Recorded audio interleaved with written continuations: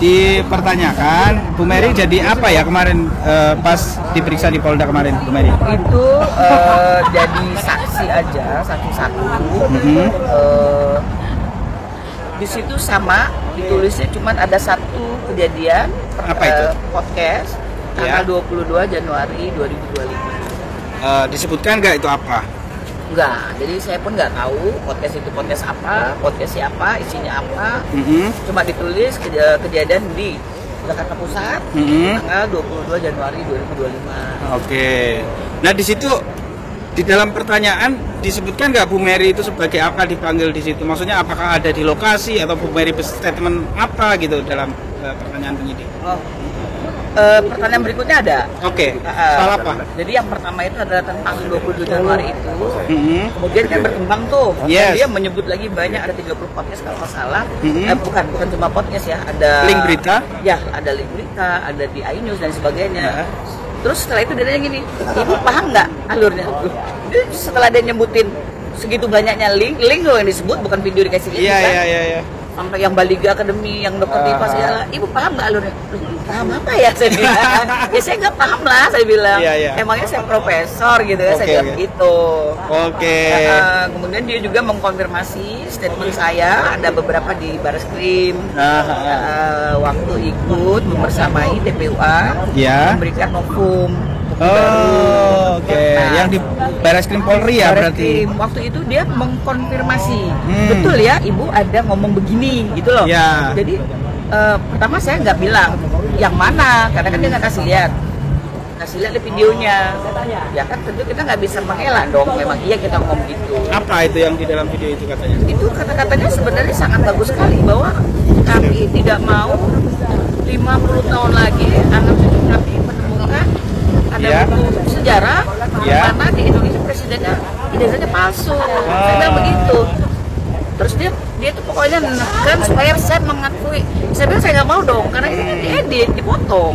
Kecuali itu full, dan ini kan artinya gini, itu kan kondisi, in certain condition, in certain circumstances, kita nggak bisa. Lu kemarin ngomong ini, nggak bisa, saya bilang, karena ini satu kaitan. Dari si A ngomong apa, si B ngomong apa, si C ngomong apa, saya nyambung. Makanya saya bilang, case yang saya sebut adalah ketika udah betul ijazah dia palsu, saya bilang begitu kan. Tapi kan nggak disebutin dong memang dalam omongan saya.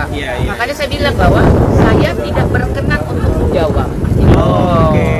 Jadi itu zero, nggak ada pernyataan. Iya, makanya kemarin agak lumayan cepat dibanding yang lain. Betul, karena saya nggak mau terikut alur dia.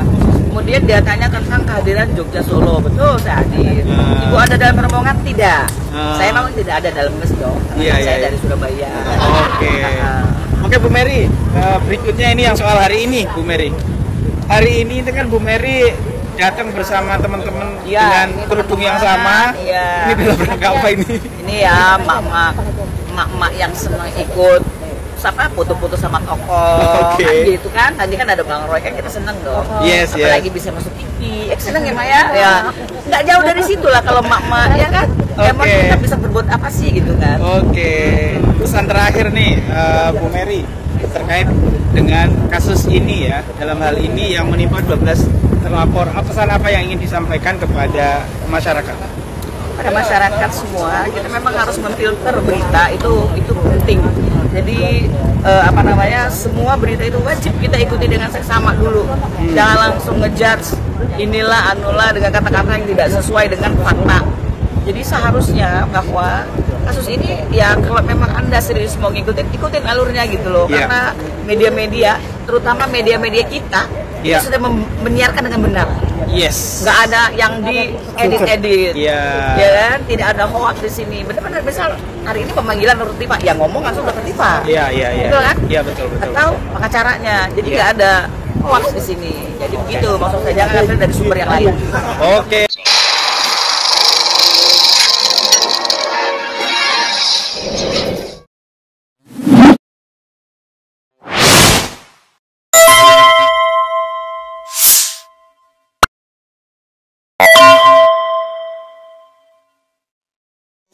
Assalamualaikum warahmatullahi wabarakatuh, Sobat RH sekalian. Jumpa lagi kita di channel yang keren ini, keren cadas. Ya sobat RH sekalian, hari ini Roy Suryo dan kawan-kawan diperiksa. Roy baru saja masuk ke ruang pemeriksaan, diperiksa sebagai saksi, dan mudah-mudahan ya statusnya tidak ditingkatkan kemana-mana, karena Roy Suryo adalah sosok yang paling sering disebut. Kok paham tahu soal ini? Ya, penyidik sepertinya memang sering menyebut Roy Suryo dan tentu saja Tiva Uzatiasuma dan kemudian Rismond Sianipar. Kemarin saudara sekalian, YouTuber ya sekaligus jurnalis dari jaringan satuindonesia.com, Satu Indonesia ya, itu juga diperiksa selama 12 jam, nggak tanggung-tanggung, dari jam setengah 12 siang sampai lebih dari pukul 12, dicecar dengan 50-an lebih pertanyaan. Dan menurut yang bersangkutan, sebelumnya saya minta informasi bahwa yang paling banyak diincar atau ditanyakan adalah Roy Suryo, kemudian Tiva Uzatiasuma dan Rismond Sianipar. Siapa dia? Beliau adalah Arif Nugroho. Assalamualaikum warahmatullahi wabarakatuh, Bro Rip. Waalaikumsalam warahmatullahi wabarakatuh. Darun. Oke, jadi Bro Arif ini sering saya bilang anak surga karena saking polosnya orangnya kan, tapi ternyata tetap saja di ini dan ayah yang baik. Terbukti di belakang itu saya lihat ada suara anak kecil gitu. betul. Oke, Rif. Iya bang. Bagaimana pemeriksaan kemarin? Kapan masuk? Kapan keluar? Berapa pertanyaan? Apa saja materi pertanyaan? Dan apa kaitannya dengan Roy, Tiva dan Rismond ya, dan lain sebagainya? Silakan. Ya baik. Assalamualaikum warahmatullahi wabarakatuh. Sobat RH sekalian. Saya ngikutin Bang Refliarun ya. Saya di sini ingin coba memaparkan apa yang kemarin sudah saya jalani selama pemeriksaan sebagai saksi dalam perkara dugaan ijazah palsu yang di situ disebutkan dalam surat undangan yang terjadi pada tanggal 22 Januari 2025. Jadi kemarin kami diperiksa, atau saya dan 3 orang yang lain sebenarnya. Yang satu ada aktivis, yang satu ada YouTuber, yang terakhir saya. Kemarin kami masuk bersama 3 orang itu diperiksa jam setengah 12 siang, Bang. Jam setengah 12 kita diperiksa, baru pembukaan pemeriksaan, pertanyaan seputar data diri, alamat, nomor HP, kemudian KTP dan lain sebagainya, kemudian jeda sholat zuhur. Nah setelah sholat zuhur kemudian lanjut ke pemeriksaan lagi, yaitu jam 1 kurang lebihnya ya, jam 1 siang mulai pemeriksaan, digali lagi seputar berapa anaknya, kemudian namanya siapa saja, kemudian disebutkanlah di situ kenal nggak dengan orang-orang yang ada di SPDP. Yang pertama ditanyakan tentang kenal nggak dengan Roy Suryo, kenal nggak dengan Rismond, kenal nggak dengan Egy Sujana, kenal nggak dengan orang-orang yang ada di SPDP 12 nama itu. Setelah itu, untuk klarifikasi, Anda tidak masuk di 12 nama itu ya? Betul. Ya, oke. Setelah sampai di materi kenal dan tidaknya orang-orang itu, kemudian masih yang bikin lama itu sebenarnya ngetiknya BAP itu Bang, yang bikin lama. Kemudian masuklah pada pokok-pokok perkara adanya saya di situ, gitu. Adanya saya dipanggil sebagai saksi.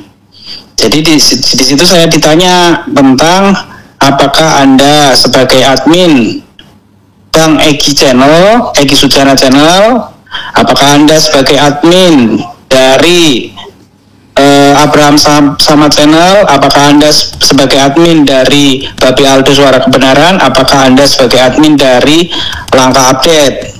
Nah, di situ saya memaparkan bahwa saya adalah seorang jurnalis SNN dan saya tunjukkan kartu wartawan yang saya miliki yang telah diberikan oleh Ketua Pers kita, Pak Eko Satyahusada.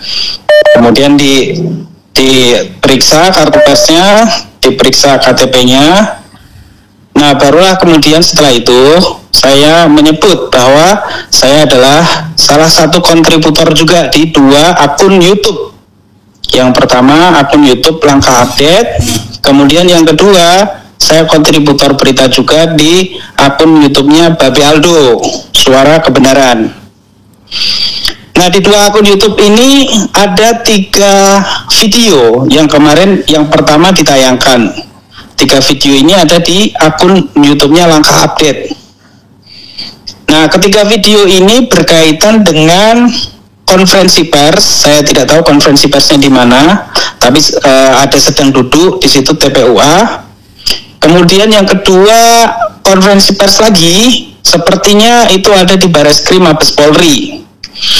Nah, saya tidak tahu itu video yang jelas bukan saya yang upload. Ketiga-tiganya bukan saya yang mengupload, mendokumentasikan atau memvideo pada saat itu yang di Langkah Update. Sehingga saya sampaikan begitu. Nah, kemudian yang di channel Babi Aldo Suara Kebenaran itu ada 2 video yang ditunjukkan.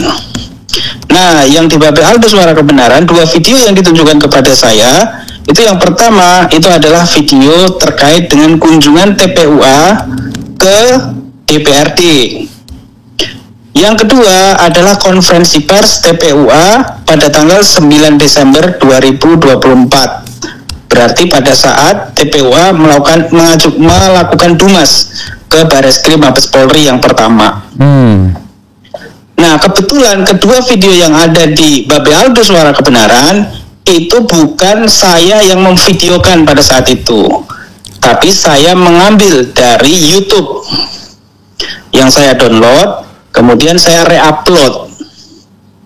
Nah, 2 materi itulah yang kemudian kemarin dicecar dalam tanda kutip, dipertanyakan kepada saya. Selebihnya, Bang RH, saya ingin menyampaikan juga bahwa setelah kemudian soal materi kedua video itu sudah saya jawab, saya ditanya juga seputar TPUA. Apakah ada hubungan, apakah ada anggota di situ?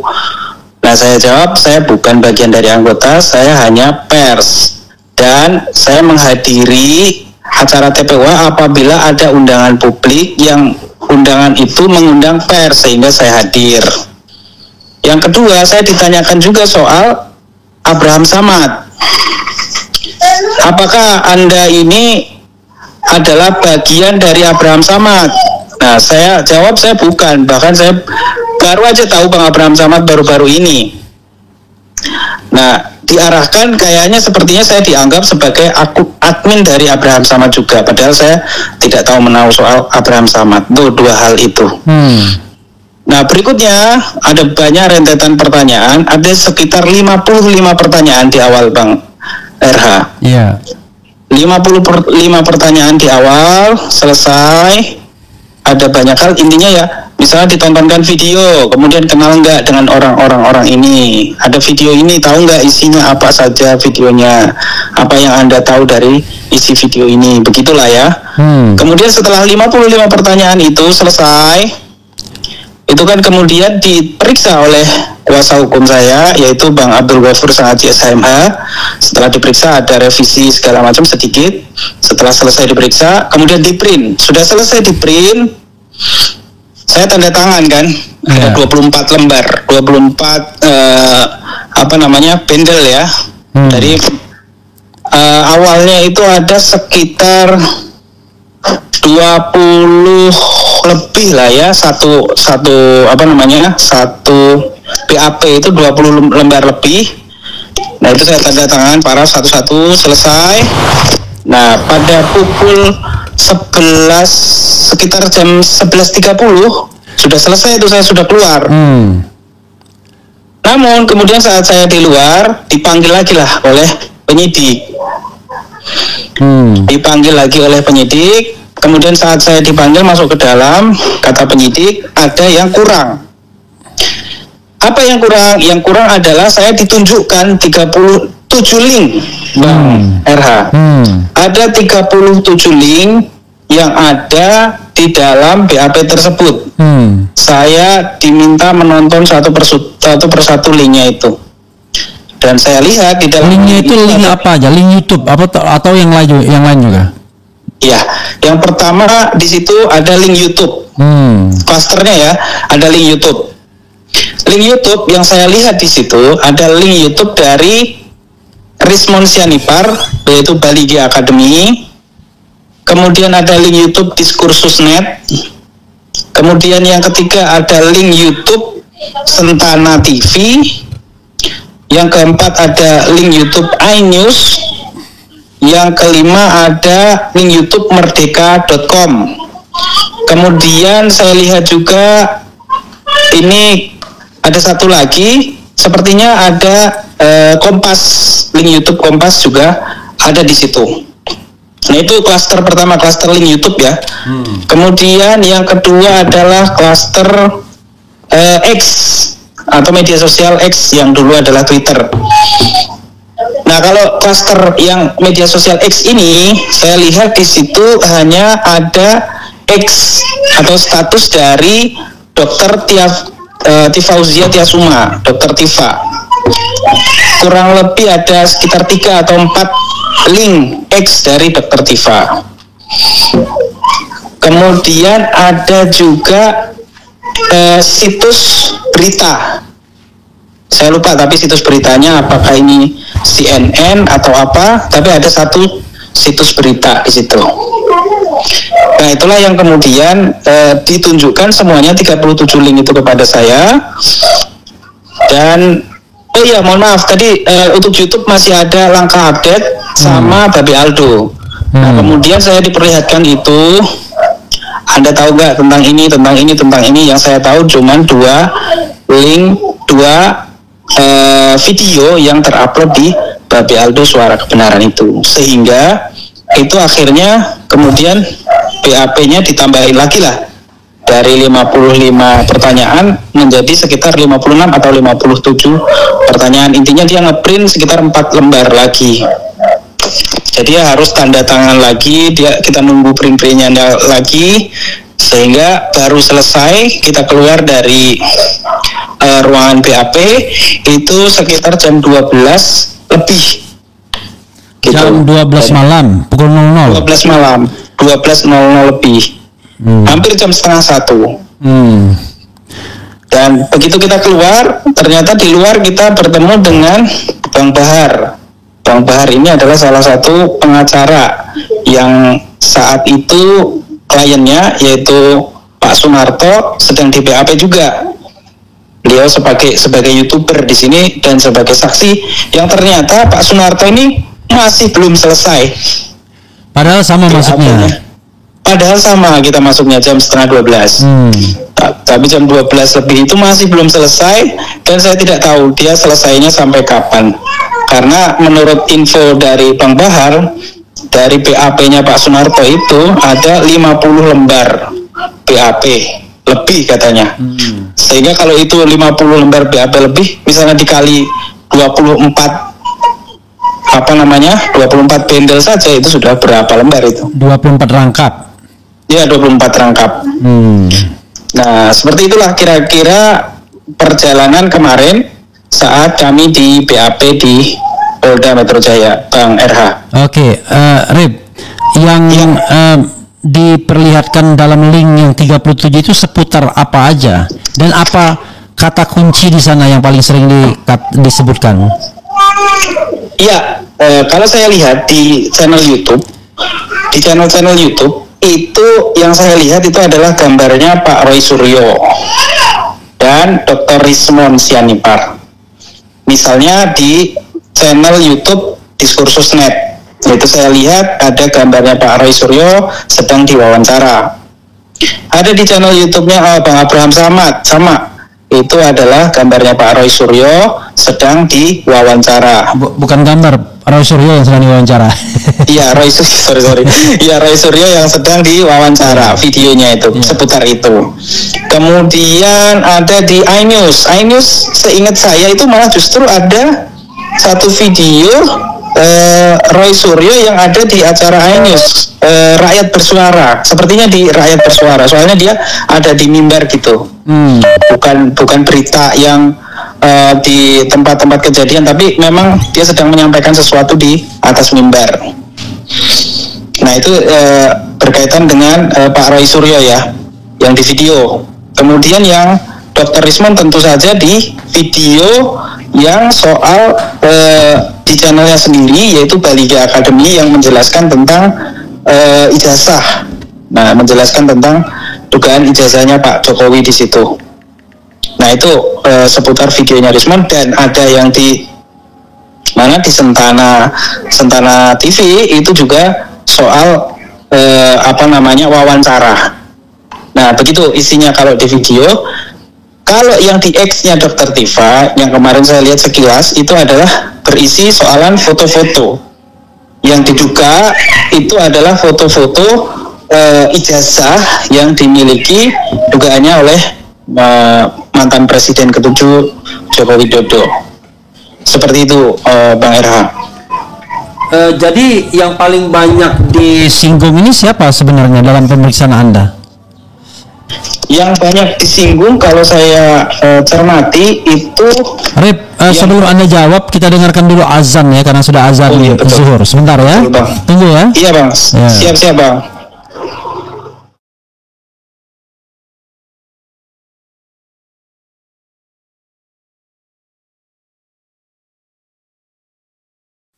إن الله وملائكته يصلون على النبي يا أيها الذين آمنوا صلوا عليه وسلموا تسليما اللهم صل على سيدنا محمد وعلى آله وصحبه وسلم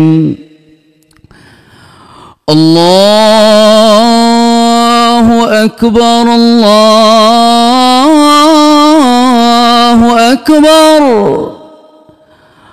الله أكبر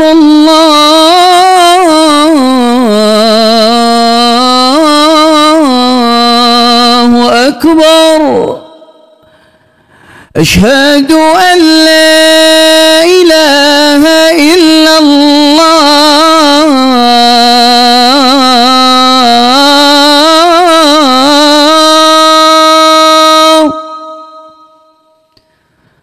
أشهد أن لا إله إلا الله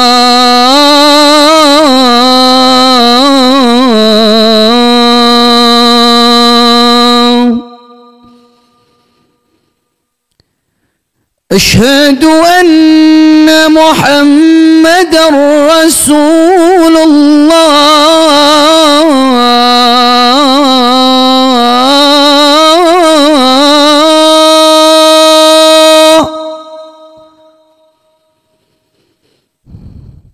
أشهد أن محمدا رسول الله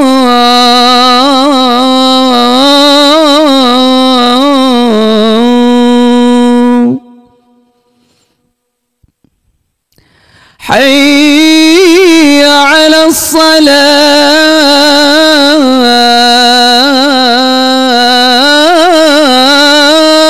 الصلاة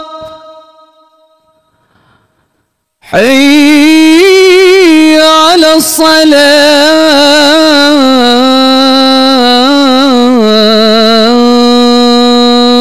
الصلاة حي على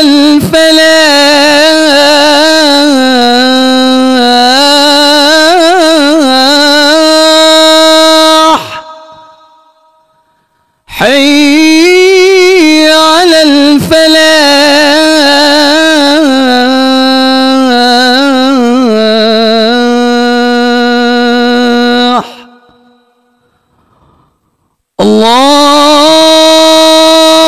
أكبر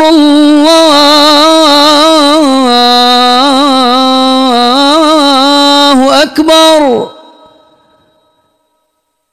لا إله إلا الله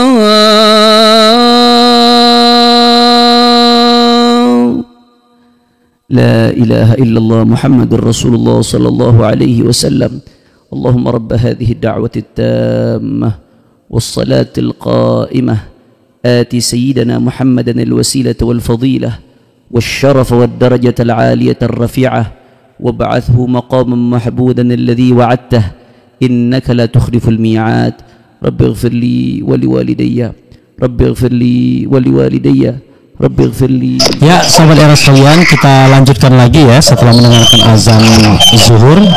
Ref, masih di sana? Masih, Bang. Oke, jadi tadi kan pertanyaan saya, siapa yang paling sering disinggung-singgung, disebut-sebut begitu ya?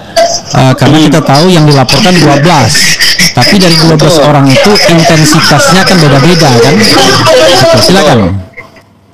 Ya, yang pertama kalau dari link yang kemudian dibagikan atau diperlihatkan kepada saya pada waktu itu adalah link-link seputar video-video Roy Suryo, link YouTube ya? Iya, link YouTube Roy Suryo, Rismon Sianipar. Dan kalau link X itu adalah Dr. Tifauzia Tiasuma, itu yang paling banyak. Kemudian ada juga link yang berkaitan dengan konvensi pers TPUA. Nah itu contoh yang seperti link yang saya dapatkan ya, yang ada di channel Babe Aldo Suara Kebenaran, itu adalah link soal konvensi pers TPUA dan yang ada di saat laporan di Bareskrim pada tanggal 9 Desember 2024 yang lalu. Nah itu saja yang kemudian saya lihat di dalam 37 link yang diperlihatkan. Lalu kaitannya dengan surat panggilan mengenai tempus delicti dan locus delicti tanggal 22 Januari itu apa? Nah itu juga kemarin itu sama sekali tidak disinggung pada saat kami di BAP ya, khususnya tanggal 22 Januari 2025 sama sekali tidak disinggung, sehingga kami tanyakan lah. Karena sama sekali tidak disinggung soal itu, kami tanyakan kemarin, sebenarnya peristiwa apa sih Pak tanggal 22 Januari itu sehingga kami dipanggil soal peristiwa tanggal 22 Januari. Ternyata jawaban dari penyidik adalah itu justru peristiwa si pelapor dalam hal ini Pak Jokowi itu melihat video-video tersebut gitu. Nah melihat video-video tersebut itu kan berarti artinya video-video yang tayang sebelum tanggal 22 Januari artinya gitu. Nah itulah yang kemudian dilihat dan kemudian mungkin itulah yang kemudian menjadi dasar pelaporan 12 nama tersebut. Begitu Bang RH. Iya, sekarang pertanyaan saya adalah link video yang diperlihatkan kepada Anda itu adalah atau X yang diperlihatkan kepada Anda itu setelah tanggal 22 Januari itu sebelum 22 Januari 2025. Itu yang menarik Bang RH. Kemarin juga saya sempat diskusi terus dengan Bang Abdul Ghafur Sangaji. Kalau kemudian yang dimaksud oleh penyidik tanggal 22 Januari itu adalah video sebelumnya dalam hal ini, maka harusnya yang ditampilkan kepada kita itu kan video-video tahun lalu atau sebelum tanggal 22 Januari kan begitu. Tapi ternyata kalau yang saya lihat itu sebagian besar malah justru video-video setelah tanggal 22 Januari. Contoh, misalnya video yang diperlihatkan kepada saya di Langkah Update. Itu video kalau tidak salah tanggal 10 Maret atau 10 April. Kemudian di channel Babe Aldo itu di tanggal 2 Maret. Nah itu ada sebagian contoh aja ya yang di atas tanggal 22 Januari. Nah kemarin sempat kemudian dijelaskan kepada kita. Nah ini mungkin butuh pandangan Bang RH juga nih. Karena karena menurut penyidik ini masih berlangsung gitu. Jadi tanggal 22 Januari, nah ini terus berulang gitu maksudnya, sehingga video-video setelahnya juga ditanyakan akhirnya kepada kita. Nah itu kemarin jawaban dari penyidik yang saya pahami ya. Itu Bang RH. Oke, luar biasa ya. Nyari. Nah, sekarang nyari. Mungkin gantian sekarang saya mungkin gantian bertanya. Belum. Karena nanti pemirsa marah sama saya ya kan? Karena pemirsa pengen tahu apa yang terjadi kemarin. Oke. Lalu dari 12 nama itu yang menonjol diperlihatkan 3 nama itu aja ya? Iya, 3 nama itu yang paling sering ya, maksudnya yang paling sering diperlihatkan dalam link-link 37 itu. Selebihnya adalah soal TPUA yang tadi saya sebutkan, soal konferensi pers TPUA dan soal tanggal 9 Desember di Barreskrim, itu yang saya lihat. Oke, kalau RRT yang disebutkan lebih banyak, berarti kan tidak ada linknya sebelum tanggal 22 Januari 2025. Ada nggak? Nah itu yang apa namanya, yang saya juga agak confused juga Bang sebenarnya. Ya kalau saya lihat sih sebelum tanggal 22 Januari, kalau yang saya lihat ya link-linknya misalnya Dr. Roy Suryo ada wawancara, itu semuanya di atas tanggal itu, antara Maret, April, nah itu di antara itu. Itu Bang RH. Oke, lalu ditanyakan nggak? Tadi kan tanggal 22 Januari itu Pak Jokowi nonton, ya kan? Lalu apa kaitannya dengan pengaduan yang lainnya, yang 5 orang itu yang ada Peradi Bersatu, ada macam-macam itu? Itu tidak sempat kami tanyakan ya kepada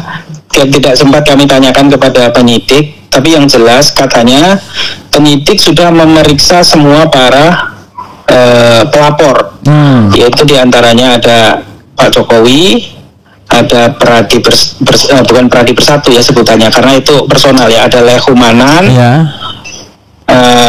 kemudian ada Sweken, itu lupa namanya, kemudian ada satu lagi Samuel Sweken ya kalau nggak salah. Sylvester nggak pelapor, bukan? Nggak ada, di situ, nggak ada di situ Bang RH. Ya itu kemarin belum kita tanyakan ya soal kaitan selain Pak Jokowi itu. Begitu Bang RH. Oke, kalau misalnya itu Pak Jokowi nonton ya, lalu apa kaitannya dengan yang lainnya? Ini kan delik aduan ya. Tapi ya oke lah, itu sempat Anda tanyakan nggak? Atau lawyer Anda tanyakan? Tidak. Oke, apa yang mau ditanyakan tadi, Arif? Kalau dibalik ya kan? Saya kan juga seorang wartawan nih Bang. Iya. Jadi saya kembali bertanya juga nih. Nah, Bang RH, bagaimana pendapat Anda, Bang RH, seandainya tadi disebutkan bahwa peristiwa tanggal 22 Januari itu adalah peristiwa pelapor melihat atau menyaksikan video. Artinya peristiwa itu adalah sebelum tanggal 22 Januari. Tidak mungkin video di atas 22 Januari sudah ditonton di tanggal 22 Januari. Berarti video-video sebelumnya, ya misalnya video Desember 2024 atau video Oktober 2024. Nah, secara hukum apakah tetap berlaku atau apakah boleh video-video di atas tanggal 22 Januari itu diperkarakan dalam soalan kasus ini, Bang RH? Oke, ini saudara sekalian bonus saja ya. Nanti saya dimarahin, wah ini kok terbalik ya. Jadi begini, pertanyaan saya pertama adalah apakah benar pada tanggal 22 Januari tersebut ya kan Pak Jokowi menonton atau membaca atau apapun yang terkait dengan dugaan pencemaran nama baik dan fitnah terhadap dirinya, kan begitu? Saya terus terang saja secara feeling ya meragukan itu. Yang kedua, apakah benar ketika mengadukan kasusnya Pak Jokowi betul-betul menyebutkan bahwa dia nonton semua itu pada tanggal 22 Januari? Jangan-jangan yang nonton itu pengacaranya aja, Pak Jokowinya enggak. Dan yang paling lucunya adalah jangan-jangan ya, ini dugaan saja, jangan-jangan Pak Jokowinya sendiri nggak tahu isi persisnya apa sih yang dia dengar. Pokoknya ada orang yang mengatakan ijazahnya palsu, itu pasti dia dengar kan. Tetapi persisnya di link YouTube mana, kemudian di X mana, saya meragukan itu sebenarnya. Oke. Itu satu. Karena sebelumnya ada pernyataan dari para pengacaranya yang mengatakan kami sudah mengumpulkan bukti-bukti untuk melaporkan katakanlah Roy Suryo dan kawan-kawan.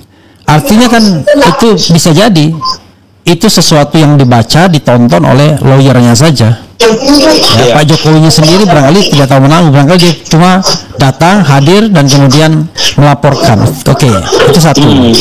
Yang kedua, kalau dia melaporkan atas pencemaran nama baik dan juga fitnah, maka itu must be spesifik, harus spesifik.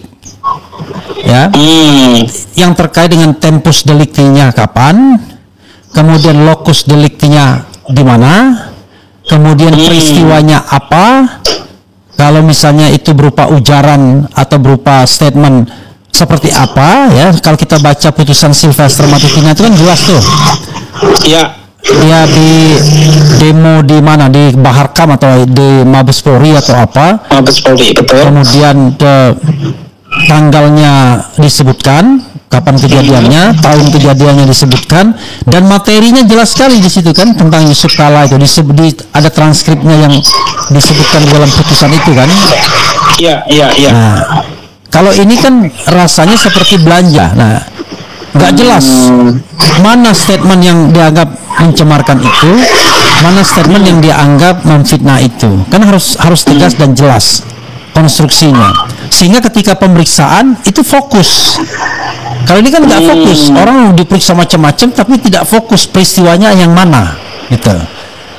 Itu yang kedua ya. Yang ketiga, harusnya yang namanya penegak hukum dalam peristiwa pencemaran nama baik atau fitnah itu tidak bersikap menambah-nambah alat bukti, menambah-nambah peristiwa, menambah-nambah link YouTube. Harusnya dia menguji saja ya apa yang disampaikan oleh pelapor. Nah, dalam hal ini pelapor juga harus jelas siapa terlapornya. Ini kan Pak Jokowi bilang bahwa bukan dia yang melaporkan 12 nama tersebut. Lalu siapa? Ya kan nggak connect jadinya. Kalau dibilang Pak Jokowi nonton video tanggal 22 Januari, berarti dia tahu siapa yang menyampaikan itu, siapa yang mengucapkannya, siapa yang menuliskannya dan lain sebagainya, kan begitu. Masa dia nggak ngerti?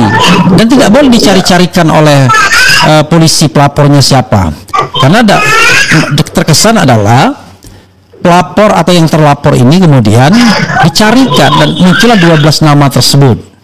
Padahal yang diucapkan lawyer Jokowi sendiri waktu ngadu ke Polda Metro Jaya yang membuat laporan itu kan hanya 5 inisial yang kita duga. RS itu Roy Suryo, kemudian RS berikutnya Risman Sianipar, TT itu atau T itu Tifauza Tiasuma, kemudian ES itu Egy Sujana, dan kemudian K itu atau KTR itu Kurnia Triroyani, kan gitu.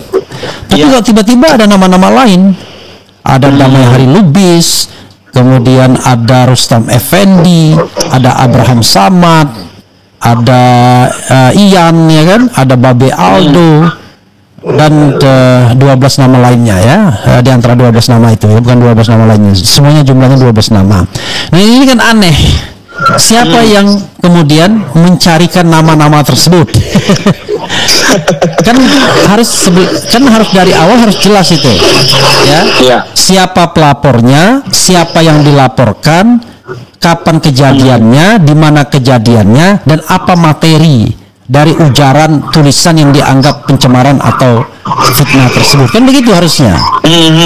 Karena itu menurut saya proses yang berlangsung ini ya sudah tidak sesuai dengan prosedur, sesat menurut saya sudah. Dan harusnya ya tidak perlu dilanjutkan karena prosesnya ini udah nggak karu-karuan. Sepertinya sekedar untuk mengentertain pelapor. Pertanyaannya adalah apakah pelapor itu punya hak untuk mengadukan? Ya punya. Tapi tadi fokus, ya kan? Fokus pada apanya? Karena ini adalah delik yang bersifat aduan. Kalau ada peristiwa lain misalnya setelah tanggal 22 Januari, ya polisi tidak usah perlu gubris. Karena ini delik aduan. Iya. Yang dilaporkan Jokowi. Cuman masalahnya adalah ada penyelundupan hukum atau pasal sebagaimana dikatakan juga oleh Hosinuddin, ya, lawyer Roy Suryo, yaitu selain delik aduan, pasal-pasal yang berupa delik aduan, ada juga pasal-pasal delik umum yang disertakan, karena nggak boleh digabung harusnya. Jadi kalau pasal delik aduan itu ancaman hukumannya itu nggak banyak-banyak amat. Jadi delik aduan pencemaran nama baik itu ancaman hukumannya itu cuma 9 bulan. Kemudian fitnah itu cuma 4 tahun dalam tanda kutip. Kemudian yang pencemaran melalui dokumen atau informasi elektronik 2 tahun cuma dalam tanda kutip. Jadi kalau seandainya 3 pasal ini yang dikenakan sebagai delik pencemaran nama baik dan delik fitnah, maka kalaupun nanti ya the worst skenario-nya 12 nama ini terutama RRT dijadikan tersangka, maka mereka tidak bisa ditahan karena yang dikenakan kepada mereka adalah pasal-pasal yang ancaman hukumannya kurang dari 5 tahun. Nah, masalahnya adalah sebagaimana dalam kasus Habib Rizik dulu, ya, dikenakan pasal-pasal lain yang tidak ada relevansinya sesungguhnya, yang ancaman hukumannya 5 tahun atau lebih, yaitu pasal 32 Undang-Undang ITE ancaman hukumannya 8 tahun, pasal 34 Undang-Undang ITE ancaman hukumannya 12 tahun, kemudian pasal 28 ayat 2 Undang-Undang ITE yang ancaman hukumannya 6 tahun, serta pasal 160 KUHP yang ancaman hukumannya 6 tahun. Nah, yang anehnya adalah ada pasal yang sengaja dikeluarkan yang awalnya masuk, yaitu pasal menyebarkan berita bohong, pasal 28 ayat 3 Undang-Undang ITE yang sengaja dikeluarkan. Karena konsekuensinya kalau dia dimasukkan harus dibuktikan kalau berita bohongnya yang benarnya seperti apa.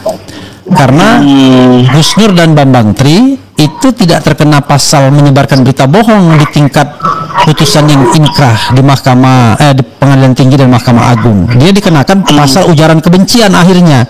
Padahal yang menjadi tuntutan awal adalah yang tuntutannya 10 tahun itu adalah Undang-Undang Nomor 1 1946, yaitu menyebarkan berita bohong, dan itu pasal itu akhirnya sudah dibatalkan oleh MK di kemudian hari. Begitu Rip, ya.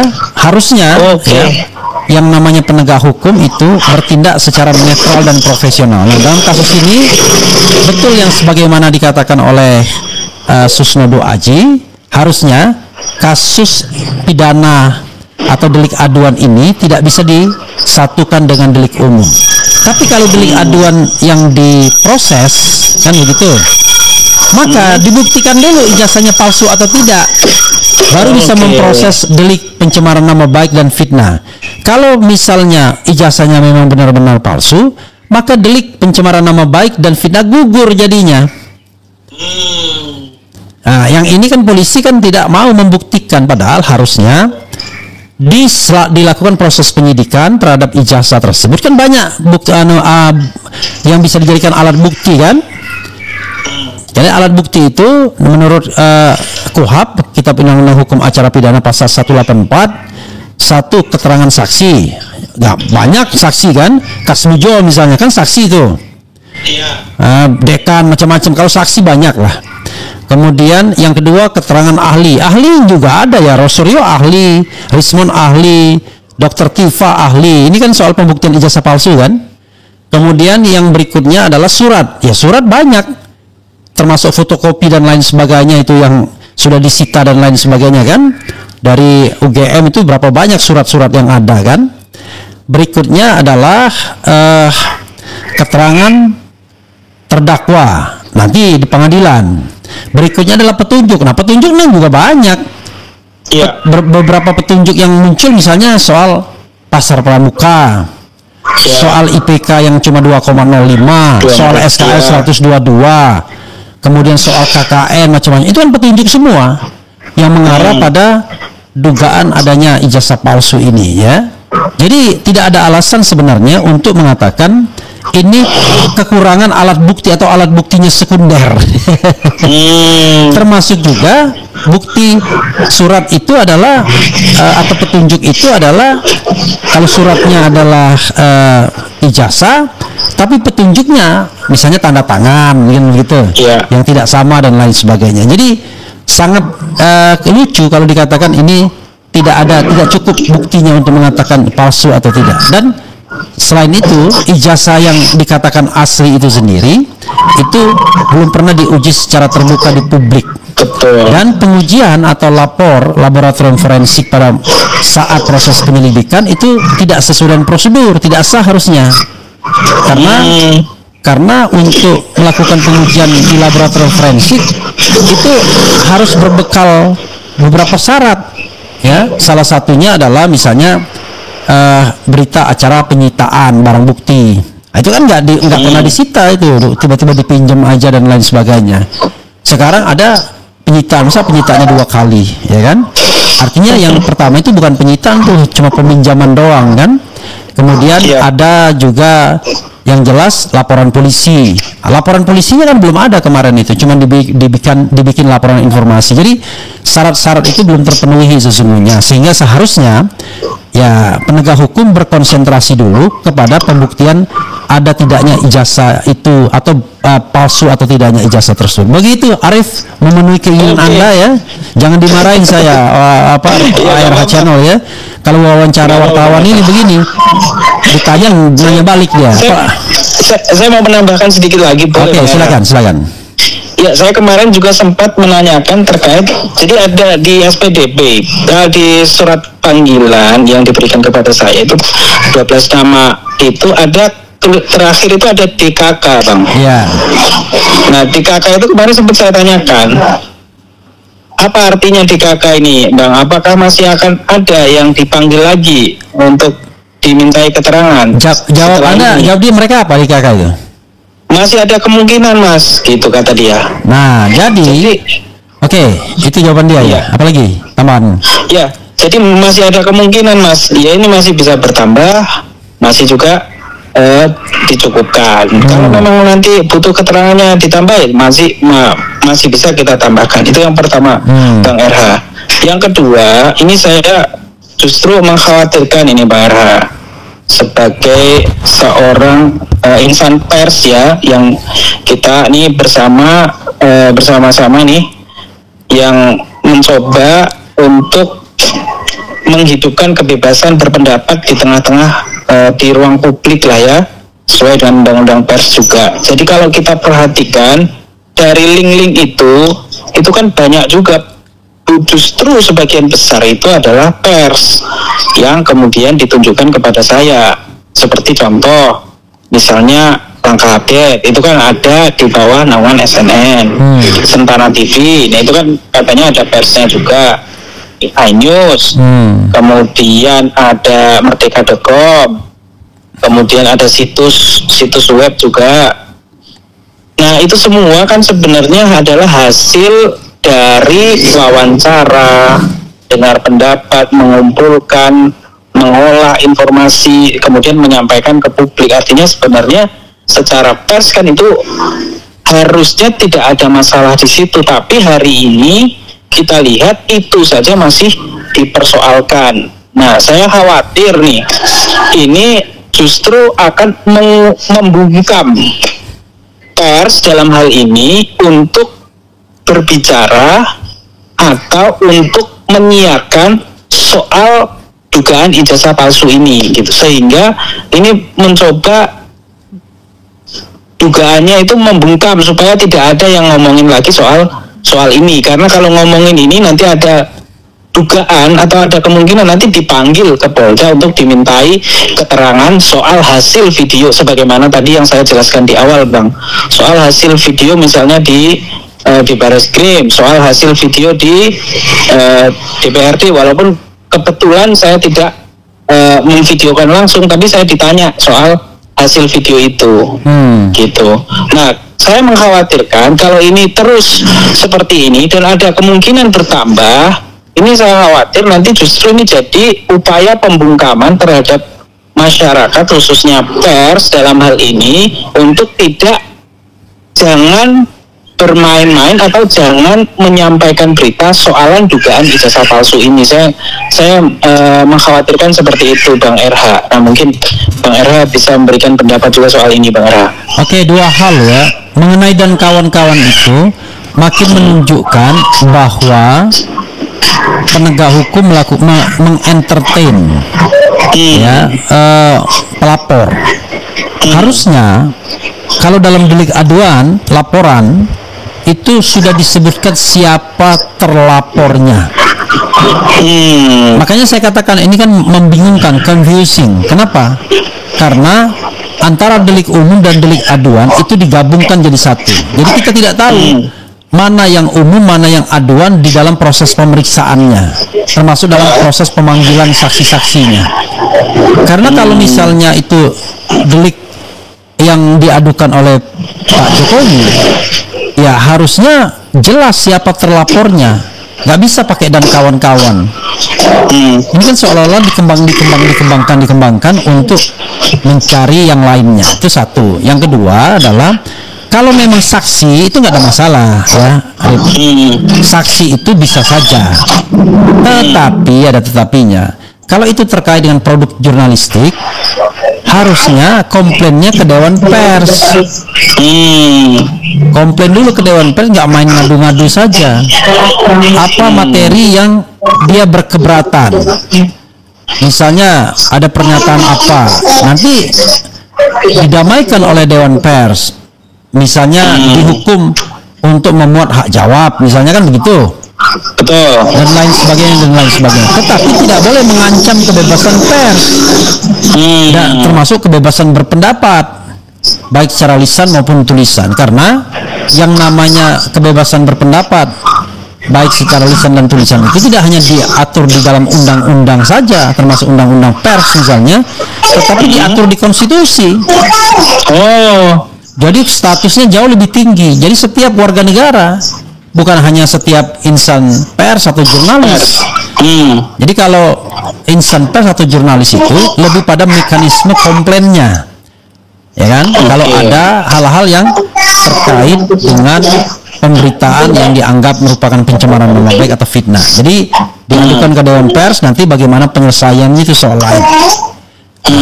Bahkan sebenarnya sebelum ke Dewan Pers, mereka yang merasa dicemarkan dan difitnah tersebut bisa langsung ke medianya, tetapi misalnya minta hak jawab. Nah, berdasarkan kewajiban undang-undang, ya silakan Pak Jokowi keliling ke YouTube itu kan. Kalau dia misalnya membutuhkan hak jawab. Tapi kalau misalnya hak jawab dia berupa video saja, ya kita muat, gitu.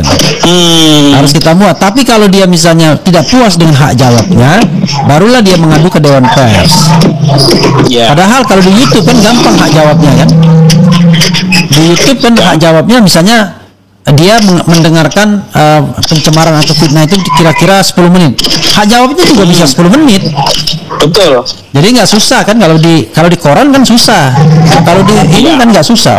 Oh kalau gitu saya minta pada pukul sekian, asal jangan tahunnya asal jangan sama semua, harinya sama, jamnya sama, tahunnya sama, ya kan? Itu bisa kita layani, ya kan? Misalnya dia, wah saya minta hari Selasa, bisa hari Selasa. Saya minta hari Selasa jam 1 siang, bisa, ya kan? Karena sebelumnya dimuat hari Selasa jam 1 siang kan begitu ya? Tahun 2025 saya mau minta hari Selasa jam 1 siang 2025, asal jangan tanggalnya aja yang sama. Betul. Kalau tanggal kan nggak bisa ngulang kan? Iya kan, udah nggak bisa ngulang kembali. Udah lewat. Tapi kalau hari dan jam yang sama serta tahun yang sama, ya bisa. Ya, waktu yang lama, waktu yang sama, misalnya waktu lamanya tayang. Jadi sebenarnya dalam demokrasi yang sudah diatur di dalam konstitusi, ya, sebagai insan yang beradab, ya harusnya kita menghargai konstitusi. Karena kalau misalnya semua orang berkeberatan terhadap katakanlah hal-hal yang terkait dengan jabatan-jabatan publik, enak banget jadi pejabat publik, ya kan? Bisa korupsi, bisa makan uang negara, bisa pakai ijazah palsu, apapun, tapi nggak boleh dipermasalahkan. Wah, itu justru berbahaya bagi sebuah negara. Begitu, Rip. Ada lagi nggak? Udah cukup Bang. Oke. Kebalik ini. Jadi sobat era sekalian, begitulah kalau sama Arif ya kan. Oke ya. Mudah-mudahan tidak ada pemanggilan kepada Anda ya, apalagi dipanggil sebagai tersangka gitu. Tetapi ada nggak pesan-pesan bahwa Anda siap-siap dipanggil lagi nanti kalau dibutuhkan atau apa gitu? Iya, kalau soal itu sih kemarin juga terakhir pas kita pamit sih ada aja Bang. Ya nanti kalau kita perlu keterangan lagi nanti kita panggil lagi ya Bang. Oke. Ya Pak, itu. Oke. Silakan closing statement, Rip.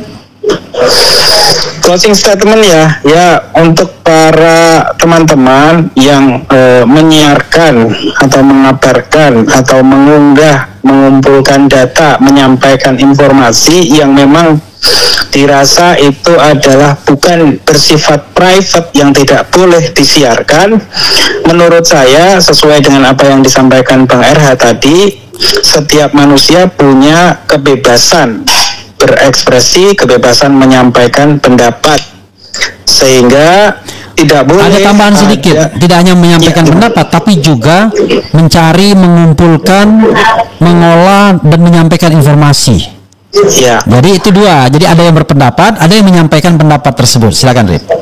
Iya, dan yang tadi mencari, mengolah dan menyampaikan informasi, termasuk tadi menyampaikan pendapat juga, dua hal itu sudah dijamin oleh undang-undang sehingga undang-undang dasar sehingga itu tidak boleh siapapun menghalangi dalam hal ini selama tidak ada pihak yang merasa tersinggung. Dan bagi pihak yang merasa tersinggung apabila ada pendapat yang dirasa menyinggung pribadinya, ya silakan secara pribadi, sudah ada mekanismenya. Kalau di dalam pers sudah ada Dewan Pers yang kemudian mewadahi itu, atau kalau di YouTube bisa seperti tadi Bang RH sampaikan tadi di awal, ya bisa langsung saja kontak ke YouTube-nya, minta hak jawab. Kalau podcast ya bisa di podcast. Kalau misalnya podcast yang menyinggung 1 jam ya bisa juga dipersilahkan 1 jam untuk podcast di sana. Dan jangan sampai kemudian kita dihalangi atau kita menjadi takut untuk menyampaikan pendapat gara-gara adanya dugaan kasus ijazah palsu ini ya. Dan mudah-mudahan ini menjadi menjadi kritik internal lah buat negara kita, bahwa penegakan hukum dalam hal ini di negeri ini seperti tadi yang disampaikan Bang RH, rasa-rasanya belum sesuai dengan apa yang kemudian disampaikan Pak Listio Sigit ya, presisi. Dan masih banyak hal yang kita rasa masih belum berkesesuaian dengan keadilan. Nah mungkin itu Bang RH yang bisa saya sampaikan. Oke, Arif Nugroho, terima kasih banyak ya. Mudah-mudahan semuanya berlangsung secara baik. Penegak hukum pun mau menegakkan hukum sebenar-benarnya, tidak mengentertain pihak manapun, menempatkan pada proporsi yang sesungguhnya. Makasih ya Arif ya. Wassalamualaikum warahmatullahi wabarakatuh. Waalaikumsalam warahmatullahi wabarakatuh. Bang R. Ya, sobat era sekalian, itu dengan Arif Nugroho ya. Jadi Arif ini orang yang betul-betul mendedikasikan hidupnya saat ini sebagai YouTuber, sebagai seorang jurnalis. Dia berupaya membangun channelnya sendiri, tetapi dia juga berkontribusi dengan channel-channel lainnya. Nah, dua channel yang dia berkontribusi itu adalah channel Babe Aldo Suara Kebenaran dan satunya channel Langkah Update ya. Jadi saudara sekalian, mudah-mudahan penegakan hukum ini tidak mencari-cari kesalahan atau mencari-cari sebuah informasi yang sebenarnya tidak diadukan oleh katakanlah pelapor. Kalau dia misalnya menemukan ujaran baru dan lain sebagainya, silakan, tetapi jangan dilaporkan begitu saja. Harus menggunakan sebuah mekanisme yang beradab, yang penuh dengan keadaban, karena yang namanya menyampaikan informasi itu adalah hak yang dijamin oleh konstitusi. Kadang-kadang penegak hukum ini lupa bahwa konstitusi atau Undang-Undang Dasar 45 itu di atas undang-undang, termasuk Undang-Undang ITE dan KUHP. Begitu sobat sekalian ya. Wassalamualaikum warahmatullahi wabarakatuh.